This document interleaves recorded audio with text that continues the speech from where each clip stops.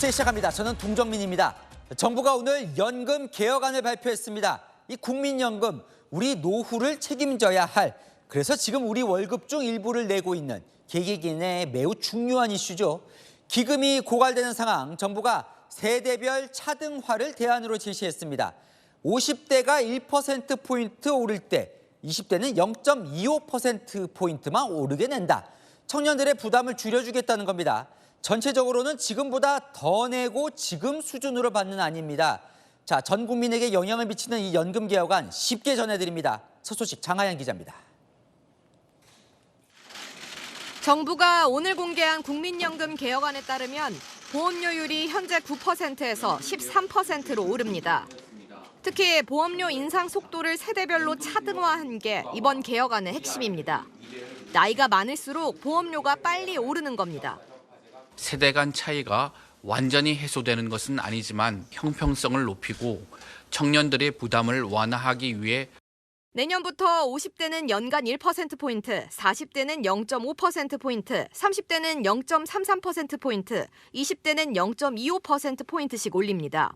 이렇게 되면 20대는 16년, 50대는 4년에 걸쳐 보험료율 13%를 맞출 수 있습니다.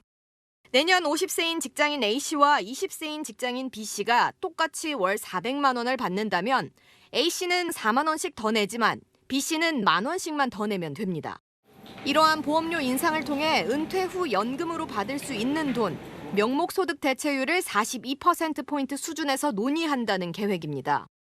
당초 2028년까지 40%로 순차 인하할 예정이었는데 올해 수준을 유지하겠다는 겁니다.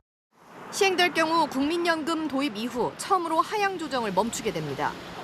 정부는 또 저소득 노인에게 주는 기초연금을 40만 원까지 올리고 생계급여와 중복 수령도 가능하게 하겠다고 밝혔습니다. 이러한 정부안은 국회에서 여야 논의를 거친 뒤 확정돼야 합니다. 채널A 뉴스 장하연입니다. 오늘 정부안에서 눈에 띄는 건 의무 가입 기간을 현행 59세에서 올리겠다는 겁니다. 자, 64세로 연장하는 안을 검토 중인데요. 그렇다면 국민연금 5년 더 내라는 거죠. 노동계는 자연스레 그럼 정년도 64세로 늘려야 한다는 목소리가 나오기 시작합니다. 강태현 기자입니다. 현재 국민연금 가입자가 의무적으로 보험료를 내야 하는 나이는 59세입니다. 정부가 이 나이를 64세로 올리는 방안을 검토하고 있습니다. 현행 59세인 가입 상한 연령도 고령자의 고용 여건 개선과 병행하여 장기적으로 그 인상 여부를 검토해 나가겠습니다. 60세 이후에도 경제활동을 하는 인구가 많아진 점을 고려한 겁니다. 원래 국민연금을 받기 시작하는 나이는 60세였지만 젊은 가입자일수록 수급 시기가 늦춰져 1969년생 이후부터는 65세에 받을 수 있습니다. 과제는 64세까지 계속 보험료를 낼 수 있는 일터를 만드는 겁니다.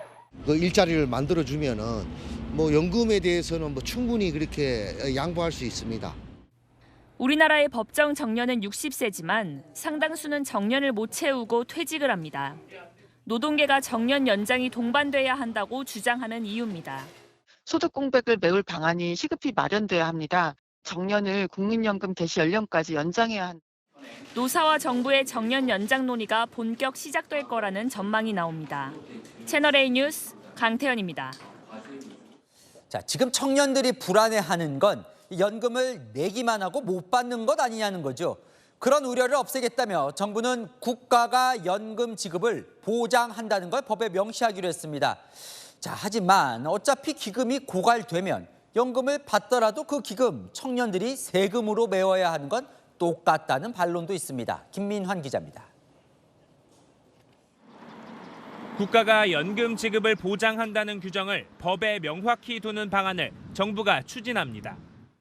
현행 국민연금법에도 연금이 안정 지속적으로 지급되도록 해야 한다고 규정돼 있지만 여기에서 한 발 더 나아가 확실한 지급 근거를 마련한다는 겁니다.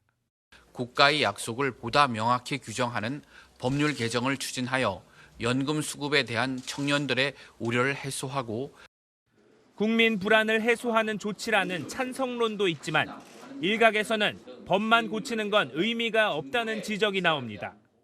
일본 같은 경우는 100년 뒤에 1년치 줄 돈을 갖고 있거든요. 그게 가장 확실한 지급 보장이죠. 조항만 하나 넣어놓는다고 지급 보장이 되는 건 아니죠. 세금으로 연금을 메우게 돼 미래 세대에 오히려 부담이 될 수 있다는 우려도 있습니다. 책임지기로 했으니까 야 세금으로 내 그런 우려가 있다. 잘못하면 이거는 여우 피하려고 하다가 이제 호랑이 만나는 꼴이 될 수도 있고. 정부는 자동 조정 장치 도입도 검토합니다. 인구 구조와 경제 상황 등에 따라 연금액과 수급 연령 등을 조정해 연금 고갈을 막겠다는 겁니다. OECD 회원국 38개 나라 중 24개 나라가 운영 중인 제도이지만 사실상 연금 삭감 장치란 비판도 있습니다. 채널A 뉴스 김민환입니다. 자, 국민연금 개혁안 오늘 발표가 됐는데요. 여야의 평가가 전혀 다릅니다. 일단 들어보고 전문가와 이야기 나눠보겠습니다. 국민을 갈라치게 하는 나쁜 방안입니다. 구조개혁안의 방향이 제시되었다는 점에서 의미 있는 진전이. 자, 국회 연금개혁특위 자문위원을 지낸 석재은 한림대 교수 나왔습니다. 어서 오십시오. 네, 안녕하십니까. 네, 어서 오십시오. 자, 이 가장 눈에 띄는 건 이 세대별 차등화예요. 그러니까 내는 돈이 중장년층은 더 빨리 오르고 청년은 천천히 오른다는 건데 야당은 당장 세대 간의 갈라치기다 이렇게 지적을 합니다. 이게 맞는 지적입니까? 세대 간 갈라치기가 아니라 오히려 세대 간 상생을 위해서, 그러니까 청년들의 그 연금 불안이 가장 이제 연금 개혁의 중요한 이슈였기 때문에 연금 불안을 잠식시키기 위해서 일단 보험료율을 올렸다는 것 자체가 일단 가장 중요한 이제 개혁이고, 네. 말씀하신 대로 세대 간 형평성을 고려한 차등 보험 그 속도를, 보험료율 인상 속도를 좀 달리했다라는 것이 눈에 띄는 점인데요. 네. 그것은 뭐 다른 게 아니라 작년 같은 경우는 이미 낮은 보험료율로 꽤 오랫동안 내왔기 때문에 좀 보험료율, 그 높은 보험료율을 내는 속도들을 조금 빨리 가서 보험료 인상 속도를 좀 빠르게 가자라는 거고, 청년들은 좀 그 속도를 좀 늦춰서 사실은 좀 낮은 보험료를 낼 수 있는 기간들을 좀 확보해 주자, 뭐 이런 정도의 차별성 있는 네. 차등 보험료율 인상 아니라고 보겠습니다. 자, 그러면 세대별로 좀 볼게요. 청년들 입장에서는 사실 불만들이 있었어요. 오히려 뭐 안 내고 안 받고 싶다 이런 청년들도 있는데, 자, 지금 기준으로 보면 청년들이 덜 내는 건 아닌 거죠.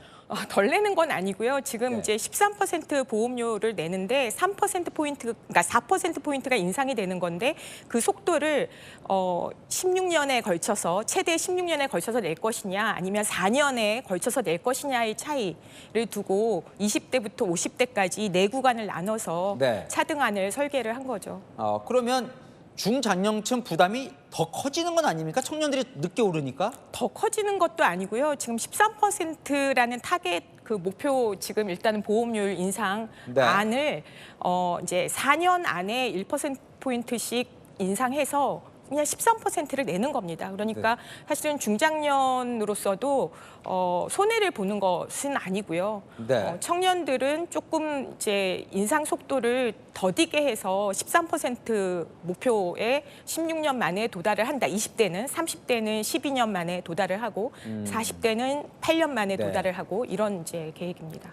또 하나 눈에 띄는 게 이거 뭔가요? 자동 조정 장치라는 걸 도입을 해서 네. 뭔가 정해진 액수를 받는 게 아니라 뭐 출산율, 경제 성장률에 따라 받는 연금액을 조정을 한다는 건데, 야당에서는 이거 연금 결국 삭감하겠다는 거다 이렇게 또 비판을 합니다. 그러니까 자동 조정 장치라는 그 개념이 굉장히 좀 그 스펙트럼이 굉장히 넓게 쓰여져서 자동 조정 장치라는 그 개념만 보면은 여러 가지로 해석이 가능한데, 네. 오늘 발표한 정부안을 보면 그 자동 조정 장치가 연금액에 연동되는 것이 아니라, 그러니까 네. 말하자면 그 보험료하고 급여가 그 균형된 상태에서 그 이 급여액을 연동시키는 것이 아니라 급여액 슬라이드에 네. 연동해가지고 그야말로 지금 연금액이 100만 원이면 물가 인상률 3%면 그 3%를 3%로 그냥 가져갈 건지, 아니면은 네. 기대 수명이 연장되는 거에 따라서 물가 상승률을 2%만 반영시킬 반영할 건지. 것인지 그 슬라이드 안에서의 그 조정이기 때문에 굉장히 미세한 조정이에요. 그러니까 사실은 연금 급여액 삭감이다라고 표현하는 건 적절치 않고 일단 연금 수급자들이 기대여 명이 증가하는 만큼 연금 총액이 사실은 늘어나는 것이기도 하고 가입자들이 연금 보험료를 좀 더 이제 높여서 이제 부담하는 만큼 연금 수급자들도 지금 이런 경제 변수나 인구 변수의 변화에 따라서 본인들의 연금액의 실질 보정 가치를 조금 양보하겠다 이런 정도의 개혁안이다라고 좀 쉽지는 않은데 어쨌든 정해진 안보다 크게 차이는 없을 거다. 네, 굉장히 미세한 조정 큰 차이는 아닙니다. 없을 거다. 네네. 마지막으로요. 연금 고갈 그러면 막을 수 있는 겁니까? 이제 걱정 없는 겁니까? 지금 13% 보험료율 인상을 통해 가지고 그 네. 기금 고갈 연도를 뭐 16년 이상 이제 연장을 시켰지만 그것이 충분한 건 아니고요. 우리가 지금 연금 기금 운용 수익하고 보험료 수입하고 같이 이제 연금 재원을 만들어 나가는 것이 필요하기 때문에 저는 연금 적립기금이 고갈되지 않도록 한 번 더 사실은 보험료율 인상을 포함한 개혁이 좀 필요하다라는 더 생각을 있어야 된다. 합니다. 네네. 이런 말씀이시군요. 알겠습니다. 여기까지 듣겠습니다. 지금까지 석재현 교수와 이야기 나눠봤습니다. 감사합니다. 네. 최근 검찰 수사를 받고 있는 문재인 전 대통령의 딸 다혜 씨가 반격에 나섰습니다. 더 이상은 참지 않겠다고요. 이 검찰을 향해 선전포고하듯 하는데요. 어떤 반격 카드가 있는 걸까요? 구자준 기자입니다. 나란히 손을 잡고 앉은 문재인 전 대통령 부녀. 문 전 대통령의 딸 다혜 씨가 어젯밤 SNS에 올린 사진입니다. 다혜 씨는 우리는 경제 공동체가 아니라 운명 공동체인 가족이라는 글도 올렸습니다.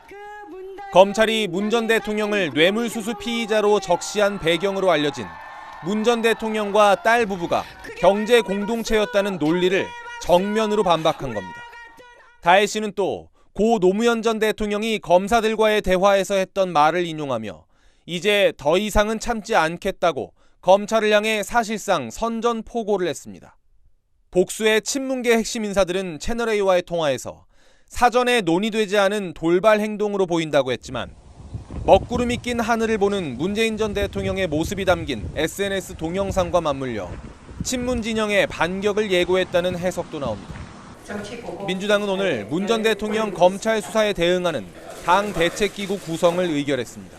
전 정권 정치탄압대책위원회를 저희들이 구성을 하는데 대표 지시로 별도 기구를 저는 구성하는 걸 알고. 위원장은 원조 친명인 삼선 김영진 의원이 맡습니다. 이 대표 측 관계자는 친명위원장을 임명한 건 객관적인 대응과 개파 통합 메시지, 일석이조 효과를 노린 것이라고 설명했습니다. 이 대표는 이번 주 일요일 평산마을에서 문 전 대통령을 만납니다. 채널A 뉴스 구자준입니다.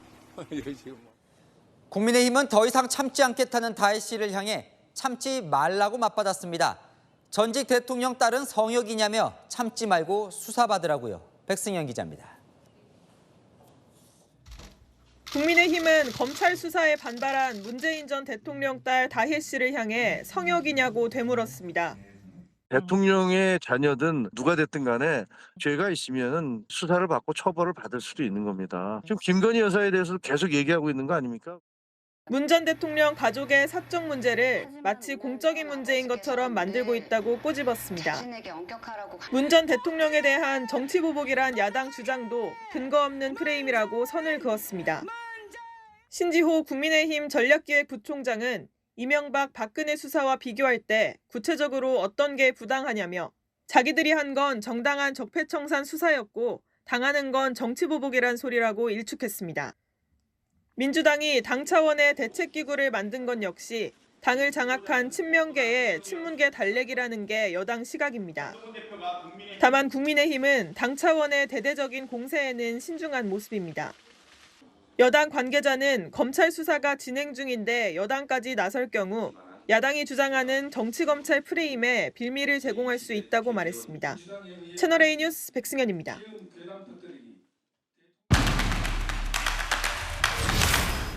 안 기자, 정치부 김유빈 기자 나와 있습니다. 자, 문다혜 씨가 스스로 글을 올렸습니다. 반격입니까? 네, 문다혜 씨가 공개한 사진 2장을 보면 의지가 느껴집니다.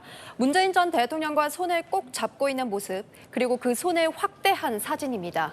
그리고 이렇게 강조하죠. 우리는 운명 공동체다. 운명, 처음 나온 단어가 아닙니다. 문재인 전 대통령 자서전 제목도 운명이고 고 노무현 전 대통령의 자서전 제목도 운명이다죠. 문 전 대통령과 노 전 대통령을 관통하는 공통 키워드인 셈입니다. 문다희 씨 이 말도 썼는데요. 이쯤 가면 막 하자는 거지요. 이 문장 역시 국민들에게 낯설지 않습니다.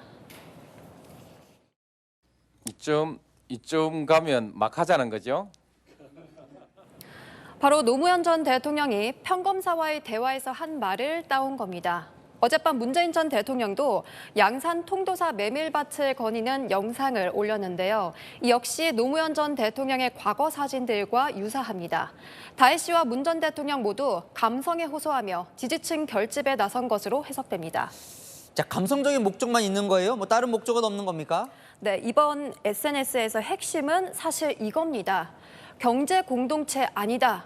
검찰이 문 전 대통령을 뇌물 혐의로 수사하기 위해 적용을 검토하고 있는 논리가 바로 경제 공동체거든요.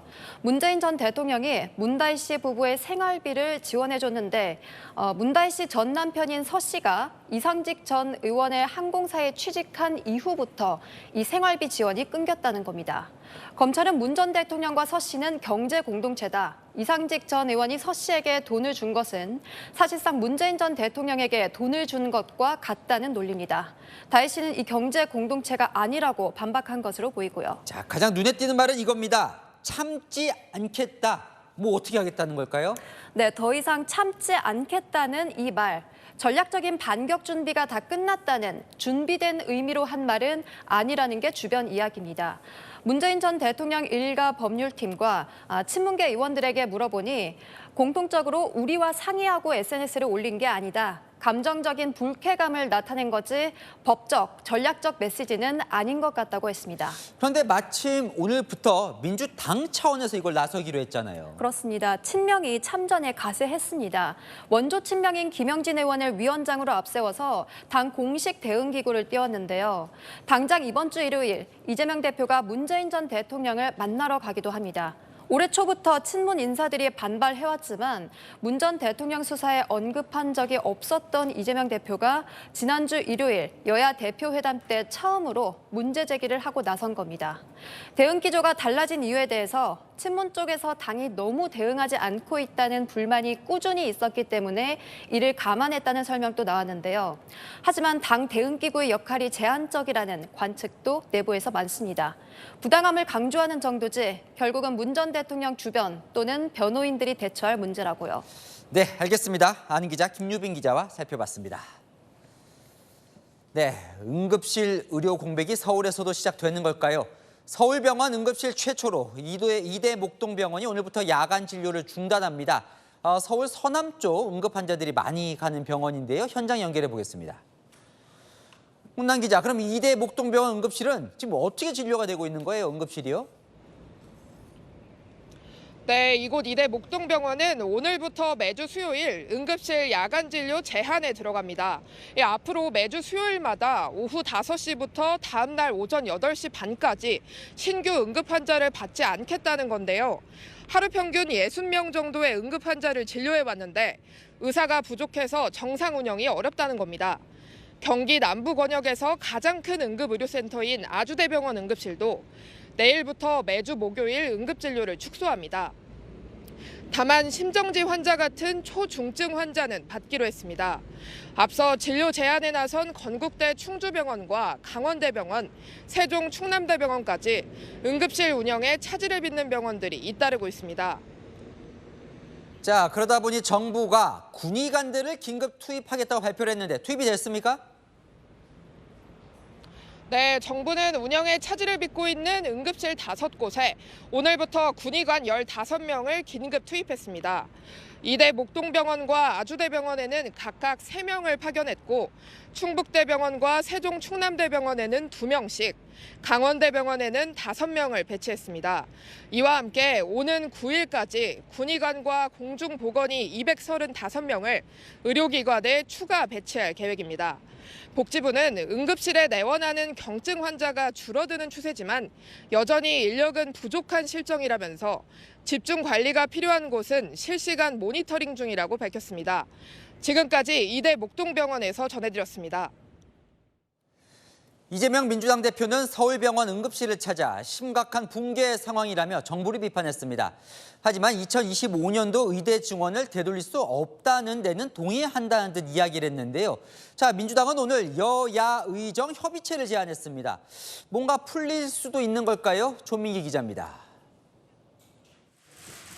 이재명 더불어민주당 대표는 오늘 오전 SNS에 의료 사태와 관련해 정부를 비판하는 글을 잇따라 올렸습니다. 의료 대란이 의사 탓이면 민생 파탄은 국민 탓이냐는 겁니다. 오후 들어 서울의 한 대형 병원을 찾은 이 대표, 점검을 마친 뒤 현재 의료 상황에 심각한 우려를 표했습니다. 한숨 소리가 좀 서로 많았다는 말씀드립니다. 의료 현장이 우리가 일반적으로 생각하는 것 이상으로 심각한 붕괴 상황에 처할 수도 있겠다는 생각이. 정부의 일방적인 강행으로 의료개혁이 실패했다며 전면 재검토해야 한다면서도 2025학년도 의대 증원을 늘리는 데는 동의 의사를 밝혔습니다. 과연 되돌릴 수 있을지에 대한 가능성에 대한 논란들이 좀 있는 것 같고 2026년 정원 증원 문제는 아직 시간적 여유가 있기 때문에 국회에서는 의료 사태에 책임을 두고 정부와 야당 사이 공방도 벌어졌습니다. 근데 현재 정부의 태도를 계속 유지한다면 전공의들이 복귀할 가능성이 거의 없다. 이 세계에서 유례가 없습니다. 의대 정원을 증원했다고 필수 의사들이 현장을 떠나는 사례는 없거든요. 박찬대 민주당 원내대표는 여야와 정부, 의료계가 함께 참여하는 협의체 구성을 제안했습니다. 계엄령 공세에 힘을 싣던 민주당은 의료 사태로 공세 초점을 옮기는 모습입니다. 다만 민주당도 대안을 제시하지 못하고 있다는 지적도 나옵니다. 채널A 뉴스 조민기입니다.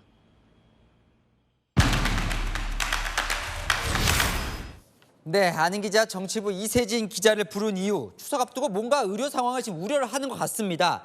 자, 의대 증원안 뭔가 조정 가능성도 있어 보이는데 풀릴 기미가 아예 없는 겁니까? 네, 지금 응급실 상황 어렵다는 데는 모두가 공감하고 있죠. 이 해결책은 단 하나입니다. 의사가 돌아와야 합니다.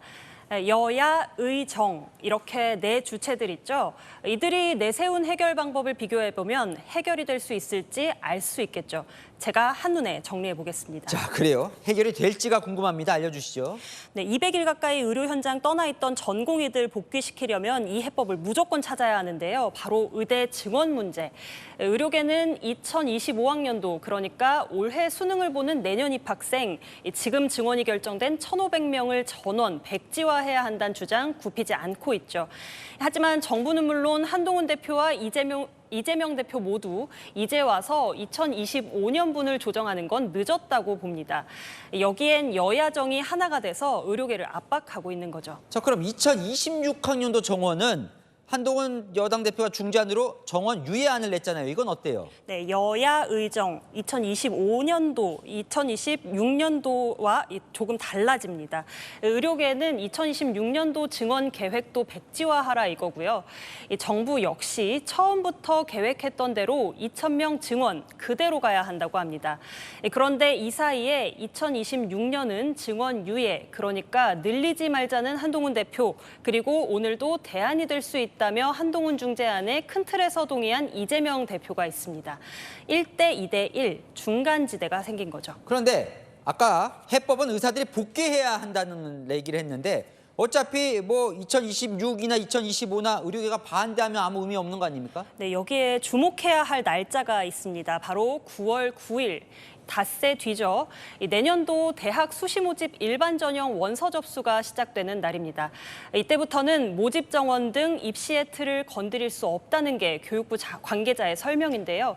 어디 학교 무슨 과, 모집 정원, 경쟁률 이런 거 다 봐가면서 원서 넣잖아요. 정부 입시 전형에서 변화가 생긴다면 수험생과 학부모 혼란 엄청날 수 있다라는 겁니다. 그래서 9월 9일이 지나면 의료진들도 2025학년도 증원 백지화는 포기하고 2026학년도 논의로 넘어갈 수밖에 없을 것이라는 게 여권의 기대에 섞인 전망입니다. 그리고 정부도 살짝 태도가 달라진 부분이 있고요. 조규홍 복지부 장관 오늘 국회에서 2026학년도는 마음을 열고 탄력적으로 협의할 수 있다고 여지를 뒀습니다. 자, 오늘 야당에서 제안을 했습니다. 그래서 아까 내 주체 여야 의정 사자 모여서 협의체를 구성하자. 성사될 가능성이 있습니까? 조금 전 한동훈 대표에게 물었거든요. 민생을 위해 많은 대화를 하고 있다. 이렇게 즉답 안 하고 넘기더라고요. 한 대표가 중재안으로 존재감을 보이긴 했지만 대통령과 갈등 모드로 가지 않기 위해 신중한 모습이고요. 야당은 개혁은 필요하지만 지금 상태면 의료 시스템 붕괴된다 비판을 쏟아내면서도 뾰족한 해법은 못 내놓고 있는 상황입니다. 정부는 의료개혁 후퇴했다는 이미지가 생길까 걱정하고 있죠. 의료진들이 2026학년도 조정으로 돌아올지도 불확실합니다. 각각 다른 속내를 갖고 의견 일치를 볼 수 있을까 쉽지 않은 길인 건 분명해 보입니다. 쉽지 않은 길을 어떻게든 해내야 할 것 같아요. 네, 안희 기자, 이세진 기자와 살펴봤습니다. 네, 지난달 29일 서울 연희동에서 승용차가 통째로 빠질 만큼 큰 싱크홀이 생겼죠. 이후 일주일 동안 서울시에는 하루에 2개꼴로 신고될 정도로 땅꺼짐 사고가 잦았습니다. 요즘 왜 부쩍 늘어난 걸까요? 최다함 기자입니다. 도로 가운데에 구멍이 뚫려 있습니다. 지난 2일 서울 화곡동 전통시장 앞에서 발생한 싱크홀입니다. 조사 결과 매설된 지 30년이 지난 하수관이 파손돼 물이 새면서 땅이 꺼진 걸로 파악됐습니다. 증조 증상이 있긴 있었어요. 좀 불안했었거든요. 나도 그 지나갈 때마다 다리를 좀 겹치는 경우가 있어요. 하루 전 서울 구로동에서 깊이 1.5m의 싱크홀이 생겼는데 역시 노후 하수관로 파손 때문이었습니다. 파손된 상하수도관으로 흙이 빨려 들어가 땅 밑에 빈 공간이 생기고 흘러나온 물에 젖어 물컹해진 흙이 빈 공간으로 내려앉아 싱크홀이 되는 겁니다. 서울 연희동 싱크홀 사고가 난 지난달 29일부터 오늘 오전까지 서울시에 접수된 싱크홀 집안 침하는 모두 13건. 최근 일주일 동안 하루에 2번꼴로 발생이 보고된 겁니다. 최근 싱크홀 발생이 빈번해진 걸 올 여름 폭염으로 인한 지하 수위 변화로 설명하는 전문가도 있습니다. 비가 적게 오면은 지하수가 내려가 버린다고 속에 있는 물이 힘을 쓰다가 물이 빠져버리니까 흙이 밑으로 떨어지죠. 도로를 달리는 차량 크기와 무게가 증가하면서 도로 아래 수도관 파손 가능성도 높아졌다는 분석입니다. 채널A 뉴스 최다함입니다. 창고 건물까지 빌려서 땅굴을 파고 들어간 일다. 송유관에 기름을 훔쳐서 팔려고 치밀하게 계획한 거였는데요. 송유관을 9m 앞두고 경찰에 덜미를 잡혔습니다. 김대욱 기자입니다. 창고 1층을 살펴보는 경찰. 지하로 연결되는 구멍을 찾아냅니다. 아래로 내려가 보니 길게 땅굴이 뚫려 있습니다. 환한 조명과 함께 수레를 이동할 때 쓰는 선로도 깔려 있습니다. 50대 A씨 등 일당이 판 땅굴입니다. 들어오지 마요. 위험해. 일당은 인근에 설치된 송유관에서 기름을 빼내기 위해 지난 2월 이 창고 건물을 빌렸습니다. 그리고 건물 안에서 넉 달 넘게 땅굴을 팠습니다. 삽과 곡괭이 등을 이용해 건물 1층에서 지하 4m 아래에 길이 16.8m의 땅굴을 팠습니다. 송유관까지 불과 9m가량 남겨둔 상황에서 경찰에 덜미를 잡혔습니다. 총책인 A씨는 같은 범행으로 실형을 선고받고 교도소에서 출소하자마자 다시 범행을 준비했습니다. 기술자와 현장 관리책, 굴착 작업자 등 공범을 모았습니다. 이 중 2명은 한국석유공사에서 근무했던 전직 직원이었습니다. 주변 의심을 피하기 위해 창고엔 물류센터 간판을 내걸었고 땅굴로 이어지는 곳은 냉동 저장실로 위장했습니다. 훔친 기름을 팔기 위해 천안시 외곽에 주유소를 임대하는 등 치밀하게 계획한 사실도 드러났습니다. 총책이 자금책, 또 기술자, 현장 관리자, 또 현장 기술 작업자 등을 순차적으로 끌어들여서 분담해서 범행에 이른 것으로. 이들이 판 땅굴 바로 위는 4차선 도로가 지나는 도심 한복판이었습니다.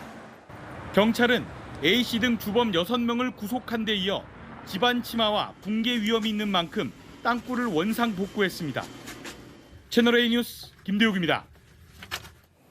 추석 대목을 앞두고 경남 창원의 청과시장에서 큰 불이 났습니다. 스프링클러가 없어서 시장 상당수가 잿더미가 됐는데요. 잔뜩 물건을 들여놓은 상인들 모든 걸 잃은 느낌이라며 망연자실했습니다. 홍진우 기자입니다. 시뻘건 불길이 쉴 새 없이 솟구칩니다. 검은 연기는 인근 고층 오피스텔 건물까지 덮칩니다. 경남 창원 청과시장에서 불이 난 건 어젯밤 10시쯤. 불이 났다는 소식에 황급히 달려온 상인들은 애를 태웁니다. 인명피해는 없었지만 시장은 잿더미가 됐습니다. 이곳 청과시장 점포 28곳 중 15곳이 절반 이상 타버리고 나머지 점포도 일부 피해를 입었습니다. 새카맣게 타버린 점포에서 혹시라도 건질 물건이 있는지 살펴봅니다. 추석 대목을 앞두고 평소보다 물건을 많이 들여온 터라 허탈함은 더 큽니다. 지금은 모든 걸 잃은 느낌이고 지하에 꺼진 느낌. 이거 다시 뭐 어떻게 해야 될까 뭐 상상도 계획도 서지 않고 있습니다. 청과시장 바로 옆 점포 2,000여 개가 있는 마산 어시장은 수동 스프링클러가 있어 불이 옮겨 붙지 않았습니다. 그걸 먼저 풀어가지고 그쪽에 열기를 먼저 주게 해줄 수 있었어요. 불이 난 청과시장에는 스프링클러가 없었으며 화재 자동 신고 장치조차 설치돼 있지 않은 것으로 파악됐습니다. 경찰과 소방당국은 정확한 화재 원인을 조사 중입니다. 채널A 뉴스 홍진우입니다. 오늘 오전 집에서 불이 나자 30대 손자가 90대 할머니를 모시고 아래 지붕 위로 뛰어내렸습니다. 손자는 2도 화상까지 입으면서 구하려고 했지만 할머니는 끝내 숨졌습니다. 배준석 기자입니다. 불이 난 곳을 향해 물을 뿌리는 소방관. 물줄기 아래로는 한 여성이 지붕 위에 쓰러져 있습니다. 할머니 먼저 좀 구해봐요! 잠시 후 사다리를 들고 나타난 소방관이 지붕 위에 쓰러진 여성을 아래로 내립니다. 여성은 들것에 실려 구급차로 옮겨지고 한 남성은 맨발로 걸어 나옵니다. 오늘 아침 6시 30분쯤 경기 수원시 권성구의 상가 건물 3층에서 불이 났습니다. 불이 난 곳에는 가족이 살고 있는데 당시에는 95세 할머니와 37세 손자가 함께 있었습니다. 손자는 불이 난 건물 3층에서 거동이 불편한 90대 할머니와 함께 이 지붕 위로 뛰어내렸습니다. 손자는 곧바로 1층으로 내려가 구조를 요청했습니다. 할머니 밑에 떠줬다고 빨리 할머니 구해달라 하더라고. 할머니한테 손자 손녀가 엄청 착하고 잘했다고 그러더라고요. 손자는 경찰의 현관문으로 대피하기가 어려울 것 같아서 창문으로 대피했다고 진술한 것으로 알려졌습니다. 손자는 2도 화상을 입으면서 구하려고 했지만 할머니는 병원에 옮겨진 뒤 끝내 숨졌습니다. 채널A 뉴스 배준석입니다. 네, 러시아의 우크라이나 공습으로 최소 51명이 숨지고 270여 명이 다쳤습니다. 탄도미사일을 쐈는데 2022년 2월 개전 이래 우크라이나에 대한 최대 공격으로 거론되고 있습니다. 서주희 기자입니다. 건물 가운데 커다란 구멍이 뚫렸습니다. 일부는 뼈대만 남기고 무너져 내렸습니다. 현지 시각 어제 러시아군이 탄도미사일 2발을 동원해 우크라이나 동부 폴타바에 있는 군사학교를 공습했습니다. 이번 공습으로 최소 51명이 사망하고 270여 명이 부상을 입은 것으로 나타났습니다. 특히 교육시설과 병원, 주택가 등 사람들이 많이 몰리는 시설에 공습이 이뤄져 인명피해가 컸습니다. Я чув вибух і не один, і перебував вдома. В цей час, виходячи з дому, зрозумів, що це щось зле, щось недобре. 드미트로 라주트킨 우크라이나 국방부 대변인은 전국 방송에서 공습 경보가 울렸을 땐 수업이 진행 중이었다며 많은 희생자들이 대피소로 달려가는 도중 폭발에 휘말렸다고 러시아의 야만성을 비난했습니다. Обов'язково російська наволоч відповість за цей удар. Ми знову кажемо. 뉴욕타임스는 2022년 2월 러시아의 우크라이나 침공 이후 우크라이나가 가장 큰 규모의 공습을 받았다며 러시아가 전쟁의 주도권을 잡았다고 분석했습니다. 러시아는 어제에 이어 오늘도 서부 리비우 지역에 거센 공세를 이어갔습니다. 현지 언론은 러시아가 42발의 미사일을 발사해 10대 청소년을 포함한 7명이 숨지고 30여 명이 부상을 입었다고 보도했습니다. 특히 서부 지역 공습은 약 1년 만으로 러시아의 공습이 우크라이나 전역으로 확대되는 것 아니냐는 우려도 제기되고 있습니다. 채널A 뉴스 서주입니다. 이런 전쟁 상황에서 체포영장까지 발부된 푸틴 대통령. 국제사회 조치에도 아랑곳 없이 몽골을 방문했습니다. 오히려 극진한 대접을 받았는데 이유를 최수연 기자가 전합니다. 몽골 대통령궁 앞에 도착한 블라디미르 푸틴 러시아 대통령을 오흐나 후레수흐 몽골 대통령이 직접 맞이합니다. 레드카펫을 따라 전통 의상을 입은 몽골군 의장대가 도열해 있습니다. 현지 시각 어제 푸틴 대통령이 1박 2일간의 일정으로 몽골을 찾았습니다. 우크라이나에 공습을 가한 푸틴 대통령을 기다린 것은 체포 병력이 아닌 몽골 정부의 환대였습니다. Монгол улс ихийг эрхэмлсэн бие даасан нээлттэй олон толгойд гадаад бодлогын хүрээнд хөрш Оросын холбооны 지난해 3월 국제형사재판소 ICC가 전쟁 범죄 혐의로 푸틴 대통령의 체포영장을 발부했습니다. ICC 회원국인 몽골은 푸틴 대통령을 체포할 의무가 있지만 하지 않은 겁니다. 뉴욕타임즈는 몽골이 석유, 가스 등 주요 연료의 상당 부분을 러시아에 의존하고 있어 체포가 쉽지 않다고 분석했습니다. Завершена разработка проектной документации газопровода «Союз-Восток» протяженностью почти 1000 километров, который соединит Россию, Монголию и Китай. 대놓고 외교 행보를 한 푸틴 대통령에 대해 일각에서는 ICC의 한계가 드러났다는 지적도 나옵니다. 유럽연합은 몽골이 ICC 의무를 이행하지 않아 유감이라는 입장을 밝혔습니다. 채널A 뉴스 최순입니다. 미국에서 트럼프 전 대통령의 재임 시절 화보집이 나왔습니다. 대선을 2달 앞두고 트럼프 캠프에서 낸 건데 김정은 북한 국무위원장 사진이 10장이나 실려 있습니다. 가격도 꽤 나간다는데요. 뉴욕에서 조아라 특파원입니다. 화보집 제목은 미국을 구하라.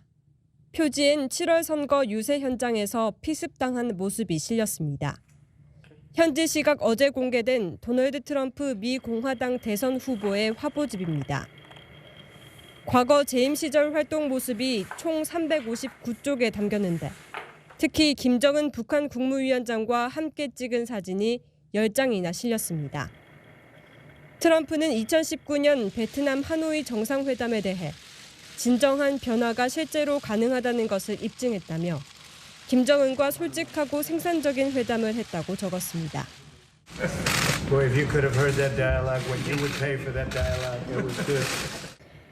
2017년 방한 사진에는 한국이 더 많은 방위비를 내게 하는 게 중요했지만 한국과의 관계를 발전시켰다고 적었습니다. 중국과 러시아 정상들과 찍은 사진도 공개하며 사이가 좋다고도 강조했습니다. 트럼프의 새 화보집은 아들 트럼프 주니어가 설립한 출판사에서 발간됐는데요. 이 출판사는 모든 사진을 트럼프가 직접 골랐다고 소개했습니다. 가격은 $99, 우리 돈 약 13만 원으로 AP통신은 운동화나 성경책 같이 상업적 사업 중 하나라고 평가했습니다. 대선을 2달 남겨두고 화보집을 발간한 것은 이례적이라는 평가입니다. Think she's going to be able to handle President Xi? I don't know. I don't think so. China, North Korea, Russia, I don't know.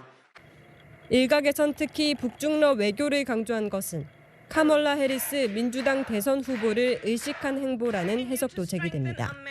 뉴욕에서 채널A 뉴스 조아라입니다. 북한 김정은 위원장의 딸, 그간 주애로 알려져 왔지만 주애가 아니라는 주장이 나왔습니다. 북한 방송에서도 이름을 부르질 않으니 드러나지 않았다는 건데요. 그럼 진짜 이름은 뭔지 박수일 기자가 보도합니다.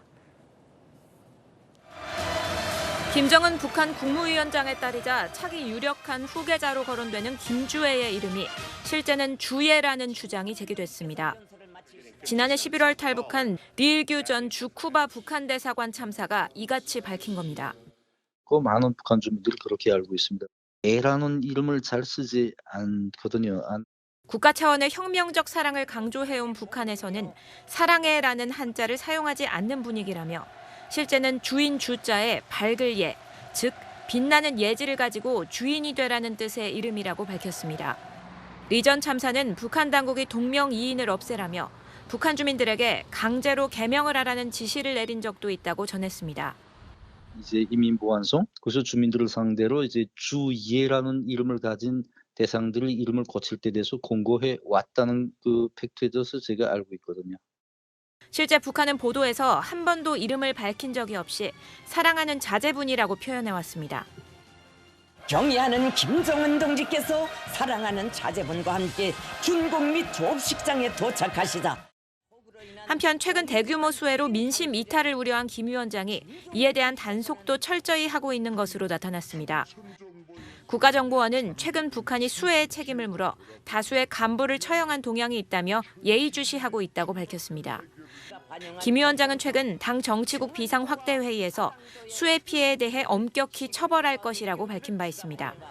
채널A 뉴스 박수유입니다. 우리처럼 총기 소지가 금지된 중국에서 충격적인 사건이 벌어졌습니다. 흉기 난동을 벌이던 한 남성이 출동한 경찰을 살해한 것도 모자라서 총기를 빼앗아 경찰에 발사까지 한 건데요. 베이징 이윤상 특파원입니다.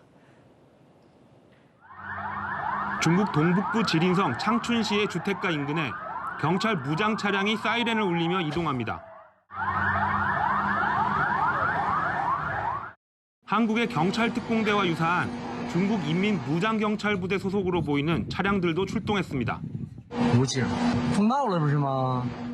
경찰들이 줄지어 건물 안으로 들어가고 인근 건물 옥상엔 저격수까지 배치됐습니다. 어제 오후 1시 반쯤 45살 남성이 건물 관리사무소에서 흉기 난동을 부리는 일이 발생했습니다. 이 남성은 자신을 제압하려는 경찰에게 흉기를 휘둘러 숨지게 한 뒤 경찰에 총을 빼서 추가로 투입된 경찰들을 향해 발사했습니다. 무장 경찰 병력이 대거 투입된 뒤 남성은 경찰이 쏜 총에 맞아 숨졌습니다. 진압 과정에서 경찰 한 명이 범인의 흉기에 숨지기도 했습니다. 造成1名民警重傷，經全力搶救無效，因公殉職，2名民警受傷。 창춘 경찰 당국은 흉기 난동 남성 외에 민간인 사상자는 없다고 밝힌 가운데 정확한 범행 동기를 수사 중입니다. 홍콩 사우스차이나 모닝포스트 등 현지 매체들도 이번 총격 사건이 중국에서 보기 드문 사건이라고 평가했습니다. 베이징에서 채널A 뉴스 이윤상입니다. 모레 기시다 일본 총리가 방한하죠. 이번 한일 정상회담에서 사전 입국 심사 도입을 검토할 것으로 보입니다. 자, 입국 심사 공항에서 길게 줄 서지 않아도 되도록 미리 할 수 있게 편의를 봐주자는 겁니다. 정단 기자입니다. 내일 붐비는 한일 간 최단 노선인 김포공항과 도쿄 하네다공항. 올해 1월부터 7월까지 일본을 방문한 한국인 관광객 수는 519만 명. 한국을 방문한 일본인 관광객은 167만 명으로 양국 모두 상대국을 가장 많이 방문한 것으로 나타났습니다. 이런 상황에서 한일 양국이 2002년 한일 월드컵 기간에 한시적으로 실시된 바 있는 사전 입국 심사 제도 도입을 검토 중인 것으로 알려졌습니다. 요미우리 신문 등 일본 언론들은 상대국 출발 전 자국 공항에서 사전에 입국 심사를 받는 제도를 내년 도입을 목표로 검토 중이라고 보도했습니다. 일본 출국 전 우리나라 공항에 파견된 일본 심사관에게 입국 심사를 받은 뒤 일본에 도착해선 간단한 신원 확인 절차만 받고 입국하게 되는 겁니다. 출국 전 비행기 탑승 대기 시간을 이용해 심사를 받는 만큼 입국 시간을 줄일 수 있는 겁니다.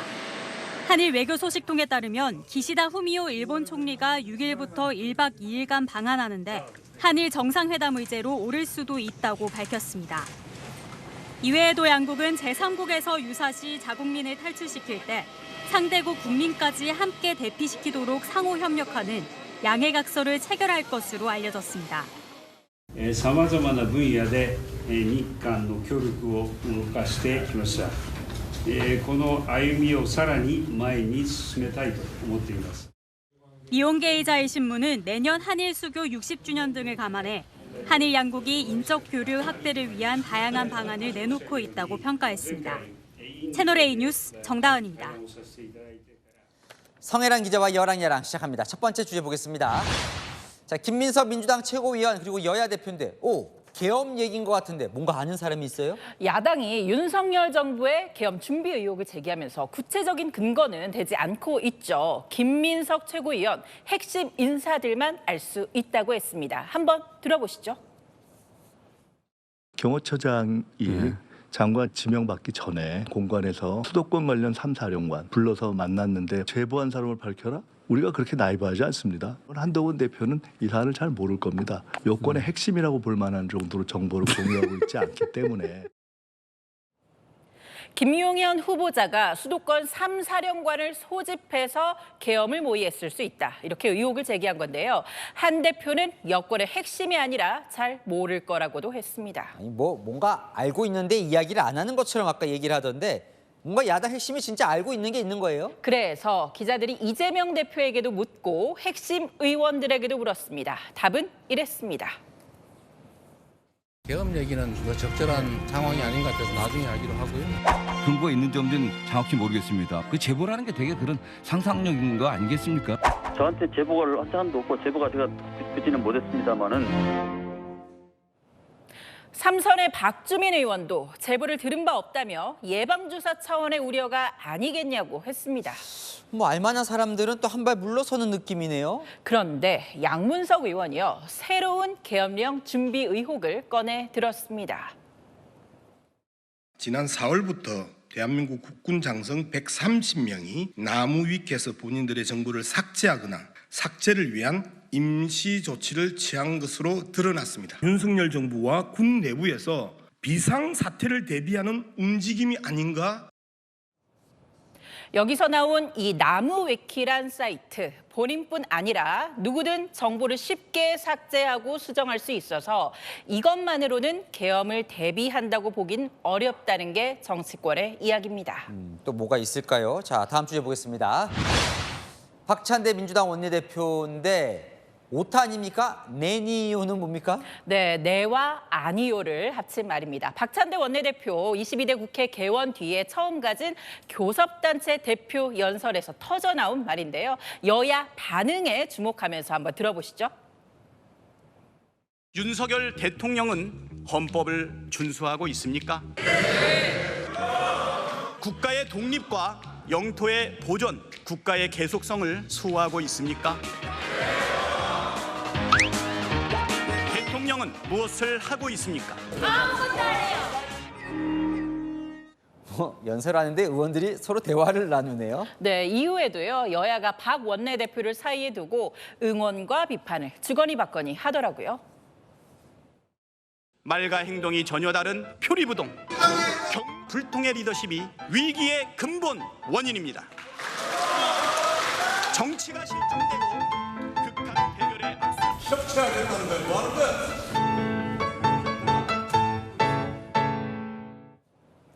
오늘 방청석엔 초등학생 100여 명이 연설을 보려고 왔는데 고성이 오가는 모습 보고 이래도 되는 거냐며 걱정했다고요. 자, 이러면 안 되죠. 네, 다음 주제 보겠습니다.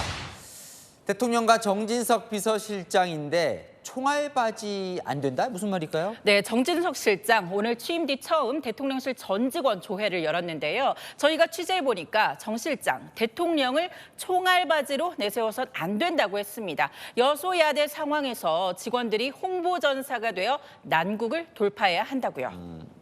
표현이 뭔가 적화하고 이야기하는 거다 이런 느낌이네요. 네, 대통령이 개원식에 참석하지 않은 이유도 직접 말했습니다. 야당 지도부가 대통령 망신당하라고 하는데 개원식 가란 말씀 못 드린다고요. 대한민국 정치권 전체가 비정상적인 상황이라고 생각하고 있습니다. 야당은 배려나 대화를 보이지 않고 있고 일방적인 입법 독주와 더 소통하시고 통섭하시고 통합의 정치를 이끄시는데 제가 미력이나마 잘 보좌해드리도록. 이명박 전 대통령도 박근혜 전 대통령도 모두 야당과 대치 국면에서도 개원식에 자리했죠. 통합 정치를 보좌하겠다던 정 실장의 초심 지켜지길 바랍니다. 그럼요. 개원식에 참석하라고 하는 게 더 좋을 뻔했습니다. 지금까지 여랑야랑이었습니다. 네, 다들 일주일에 최소 한 번은 분리수거하시죠. 환경을 살리기 위해서 애써 이래저래 나눠가며 내놓는 건데 정작 수거할 때는 몽땅 한 덩어리로 뭉쳐지고 있습니다. 사실상 분리수거가 무용지물이 된 겁니다. 경제카메라 우현기 기자가 실태를 고발합니다.